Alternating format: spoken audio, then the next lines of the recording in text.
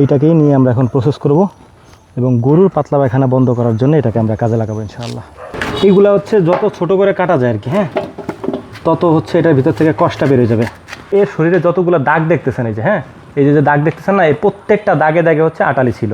তো মোটামুটি আমাদের এগুলা কাটা কমপ্লিট। এখন হচ্ছে আমরা এটাকে, আসসালামু আলাইকুম, মাত্র 2 দিন আগে আমরা আমাদের এই গরুগুলা সহ বাকি যে ষাঁড় গরুগুলো আছে সেই গরুগুলাকে কৃমির ডোজ কমপ্লিট করাইছি।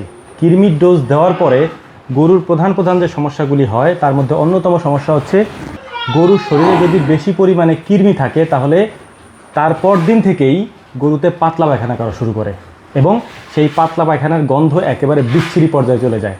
আমাদের এই গরুগুলা যেহেতু একেবারে পাথার লেভেল থেকে নিয়ে আসে আর কি, হ্যাঁ, তো এইগুলাতে প্রচুর পরিমাণে পাতলা পায়খানা করা শুরু করছে কৃমির ডোজ দেওয়ার সাথে সাথে, অর্থাৎ ওদের কৃমির ডোজটা একেবারে পরিপূর্ণভাবে হয়েছে আলহামদুলিল্লাহ। তো আলহামদুলিল্লাহ এখন এই পাতলা পায়খানা দূর করার জন্য আমরা কোনো ওষুধ ব্যবহার করব না। আর একটা বিষয় আপনাদেরকে বলি, আপনাদের অনেককে আমি বলেছিলাম যে আমরা ওদেরকে ভার্মিক দিছিলাম, অর্থাৎ চামড়ার নিচে একটা ইঞ্জেকশন দিছিলাম, যেটার কারণে ওদের শরীর থেকে সব আটালি পরজীবী এগুলা মরে যায় বা পড়ে যায়। আপনাদেরকে নমুনা দেখাই, প্রথম ভিডিওতে যেরকম দেখাইছিলাম আজকে আপনাদেরকে দেখাই। এইগুলো দেখেন একেবারে ফ্রেশ হয়ে গেছে, হ্যাঁ, একটা আটালি ওদের শরীরে নাই। এখন আমি ওই দিন যে গরুটা দেখাইছিলাম সেই গরুটা দেখাই, তাহলে আরও সহজভাবে বুঝতে পারবেন। আসেন, এই দেখেন এই গরুটার শরীর দেখেন, এর শরীরে যতগুলো দাগ দেখতেছেন এই যে, হ্যাঁ, এই যে দাগ দেখতেছেন না, এই প্রত্যেকটা দাগে দাগে হচ্ছে আটালি ছিল। এই দেখেন ওর গলা টলা একেবারে ফ্রেশ হয়ে গেছে, ওর শরীরে এখন আর তেমন কোনো আটালি নাই। তবে একটা সমস্যা হয়েছে, যখন আমরা এই কৃমির ডোজটা দেই বা ফুল কমপ্লিট করাই তখন গরুর স্বাস্থ্য ঘাটে, মানে ওরা শুকায় যায়। 1-2 দিন পর্যন্ত ওরা খাবার ঠিক মতো খায় না, ওদেরকে লিভার টনিক জিঙ্ক এগুলো দিতে হয় 7 দিন পর্যন্ত। আমরা সেগুলি চালাচ্ছি। তবে পাতলা পায়খানাটা যদি হয়ে যায় সেক্ষেত্রে পাতলা পায়খানা থেকে দূর করার জন্য বা এটার থেকে পরিত্রাণ পাওয়ার জন্য আমরা যে পদ্ধতি অবলম্বন করি আজকে আপনাদেরকে সেটাই দেখানোর চেষ্টা করব। তো চলুন শুরু করা যাক। এই যে গাছগুলি দেখতে পাচ্ছেন এইগুলি হচ্ছে দয়াকলা বলে আমাদের স্থানীয় ভাষায়, এবং আপনাদের অনেকেই হয়তো এটা চিনে থাকবেন, এটাকে আটালি কলা বলে, বিচা কলা বলে, আমাদের স্থানীয় ভাষায় এটাকে বলে দয়াকলা। এখন আমরা যে কাজটা করব, এই দয়াকলার যে গোড়াটা আছে, মুথা বলি আমরা, এই মুথাটাকে উঠাই নেব এখান থেকে। তারপরে কি করি স্টেপ বাই স্টেপ আপনাদেরকে আমি দেখানোর চেষ্টা করছি। উঠাবো এটাকে। আমাদের দরকার হচ্ছে এই গাছের গোড়াটা যেন ভেঙে যায় না, মুথা যেন ভেঙে যায় না নিচেতে। আচ্ছা, অনেকে হয়তো নাও চিনতে পারেন এটা কোন কলা, কারণ স্থান ভেদে এটার নাম এক এক জায়গায় এক এক রকম। আমি কলাটা দেখাই দিচ্ছি আপনাদেরকে যাতে আপনাদেরও চিনতে সুবিধা হয়। তো আমাদের আঞ্চলিক ভাষায় এই কলাটাকেই দয়াকলা বলা হয়, বিচা কলা বলা হয়, অনেক জায়গায় আটালি কলা বলা হয়। তো এটা আমাদের কাটা কমপ্লিট। যেহেতু গরু অনেক বেশি তাই আমরা একটু বড় সাইজের মোটা সোটা দেখে একটা উঠাইছি। এখন এটাকে আমরা ছাড়াইয়া ময়লাটা পরিষ্কার করে নিতেছি আর কি। আমাদের এতখানি লাগবে না, আমাদের লাগবে শুধু এই মুথাটুক, মানে গোড়াটুক আর কি। রাস্তায় হচ্ছে কাজ চলতেছে তাই রাস্তায় মাটি ফেলানো যাবে না, আমরা এই রাস্তায় ফেলানো মাটিগুলোকে দূরে ফেলাই দিচ্ছি। তো এই হচ্ছে আমাদের মুথা, মানে কলা গাছের গোড়ার অংশ আর কি। তো এইটাকেই নিয়ে আমরা এখন প্রসেস করব এবং গরুর পাতলা পায়খানা বন্ধ করার জন্য এটাকে আমরা কাজে লাগাবো ইনশাআল্লাহ। ছাড় দে, আচ্ছা ঠিক আছে। তো আলহামদুলিল্লাহ এই হচ্ছে গোড়ার অংশ, যেটাকে আমরা মুথা বলি। আমরা এটাকে কেটে নিছি। তো এইটুকু হচ্ছে আমরা নিয়ে যাব, ওইটুকু নিয়ে যেত কিন্তু ওইটুকু কাটতে এখন কষ্ট হয়ে যাবে। তবে আমাদের এইটুকু হইলেই যথেষ্ট, এনাফ, আর লাগবে না। যদি সম্ভব হয় এই গোড়ার অংশ খাওয়াই দেওয়া গরুকে তাহলে তো আরও ভালো। তবে অনেক ক্ষেত্রে হচ্ছে যে খাওয়াই দেওয়ার থেকে আমরা যেটা করব সেটা করা উত্তম। আসেন, এইগুলা হচ্ছে যত ছোট করে কাটা যায় আর কি, হ্যাঁ, তত হচ্ছে এটার ভিতর থেকে কষ্টটা বেরিয়ে যাবে। গরুর দিয়ে দেখি খাইনি, খা খা, মন চাইনি খাবার, খা, 1-2টা খাইলে কিছু হবে না, খা। এই হচ্ছে সমস্যা, গরুতে খাবে না, এই জন্য আমরা অন্য উপায় অবলম্বন করতেছি।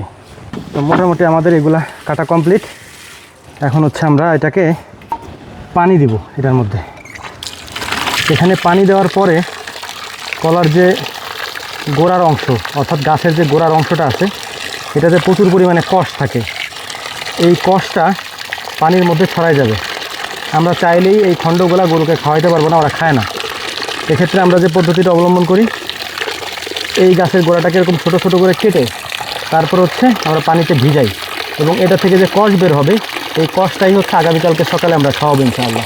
আজকে হচ্ছে আমরা এখন দিচ্ছি এটাকে, হ্যাঁ, এখন মনে করেন যে বাজে হচ্ছে 5টার মতো, 4টা-5টার মতো বাজে।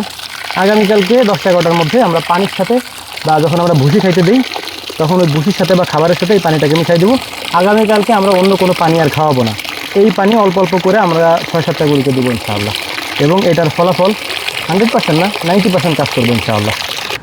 তো এখন এটাকে আমরা ধরো ওজন হয়ে গেছে অনেক, এক জায়গায় রেখে দেবো আগামীকালকে সকাল পর্যন্ত। এইভাবেই গরুর ঘরের এই কর্নারে আমরা এটাকে রেখে দিলাম ইনশাআল্লাহ। এটা আগামীকালকে সকাল পর্যন্ত এখানে এভাবেই থাকবে।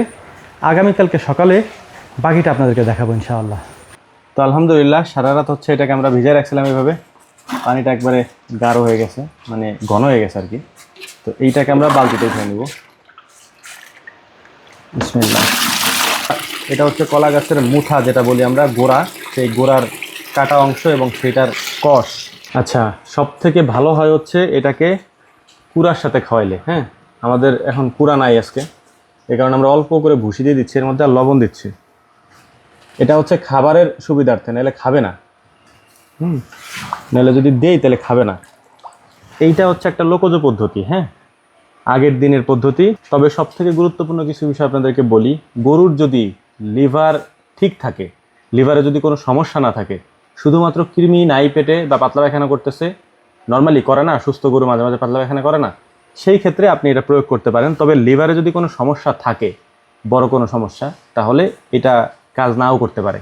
তবে সুস্থ গরু হঠাৎ করে পাতলা পায়খানা করতেছে বা কৃমির ডোজ দিয়েছেন পাতলা পায়খানা করতেছে, সেক্ষেত্রে এটা কাজ করবে 90% ইনশাআল্লাহ।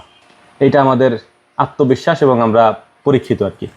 তো যাই হোক, আলহামদুলিল্লাহ আমরা দেখাইতেছি, এটা আমাদের পদ্ধতি, আর এটা একটা লোকজ পদ্ধতি। আপনারা চাইলে অ্যাপ্লাই করতে পারেন, না চাইলে ওষুধ খাওয়াইতে পারেন, সেটা আপনাদের ব্যাপার। তবে আমরা চেষ্টা করি যতটা খরচ কমানো যায় এবং প্রাকৃতিকভাবে যতটা সুস্থ করা যায় সেই পদ্ধতিগুলো অবলম্বন করার জন্য। তো এইটা আমরা সকাল থেকে খাবার দেই নেই ওদেরকে, এখান থেকে অল্প অল্প দিব, এবং এইটা যাতে ওদেরকে আমরা খাওয়াইতে পারি। এখন ওর অবস্থা, ও খাওয়ার জন্য পাগল হয়ে গেছে একবারে পুরা। দাঁড়া দাঁড়া, আমি দিব দিব, দাঁড়া, এই তোর ভিতরে দিতেছি, দাঁড়া, সবাই দেওয়া লাগবে, দাঁড়া দিব, এনতে খা, এনে খা। তো আলহামদুলিল্লাহ দেখতেই পাচ্ছেন ওরা কত সুন্দর খাচ্ছে আর কি। আমরা সকাল থেকে ওদেরকে খাবার দেইনি, একটাই উদ্দেশ্য, সেটা হচ্ছে পেট খালি রাখার জন্য। খালি পেটে খাবারটা দিলে খাওয়ার সাথে সাথে পেটে যাবে আর কি। হ্যাঁ, তো এটা পেটে যাওয়ার সাথে সাথে কাজ করবে ভালো আর কি, এই কারণে আমরা খালি পেটে দিই। আর এই হচ্ছে আমাদের অবশিষ্ট অংশ, কলা গাছের যে গোড়ার অংশ ছিল, এটার কষ বের করছি আমরা। এটা হালকা কষ থাকে, যদি সরাসরি কলা খাওয়ান সেক্ষেত্রেও খাওয়ানো যায়, তবে এটাতে কাজ করে বেশি আর কি। তো আলহামদুলিল্লাহ এইটাও আমরা ছোটো ছোটো করে কেটে মেশিনে গুঁড়ো করে ওদেরকে দিয়ে দেবো, যদি ওরা খায় আর কি। তো দোয়া করবেন ইনশাআল্লাহ। আর এই পদ্ধতি যদি অবলম্বন করেন, এটা একান্তই হচ্ছে আমাদের ব্যক্তিগত জিনিস, আমরা ব্যক্তিগতভাবে এটা করে থাকি।